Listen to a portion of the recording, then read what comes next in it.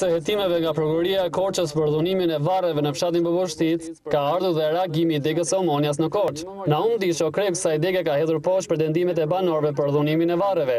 Sipas tij, çdo punim është kryer me kujdes dhe nuk ka pasur ndërhyrje në zonën ku ndodhen varret e vjetra të Bobosticës. Disho u shpreh se rrugica për memorialin është ndërtuar mbi rrugën ekzistuese dhe është ndërtuar me pëlqimin e banorëve të zonës. Duke i referuar daljes së ekstrave në sipërfaqe, Disho ka deklaruar se janë improvizime dashakejtëse, por i menjëhershëm ka qenë dhe reagimi i banorëve, të cilët i kanë konsideruar gënjeshtre reagimet të ardhur nga dega e Omonjas në Korçë. Sipas banorëve të Bobosticës, ata nuk janë pyetur për asnjë punim dhe çdo gjë e kanë zbuluar vetë. Pak ditë më parë në lidhje me këtë skandal, prokuroria e Korçës nisi hetimet pas pretendimeve të banorëve për dhunimin e varreve të vjetra. Prokuroria filloi ndjekjen penale në gjendje të lirë për Alçi Koroveshin, i cili është punëtori që ka kryer punimet në ngritjen e memorialit. Ndërsa në reagimin që pati prefekti i Korçës Andrea Mano për këtë ngjarje donoi aktin e djegjes së kurorave. Dhunimi i varreve në Bobosticë solli edhe reagimin e shoqatave atletare në vend.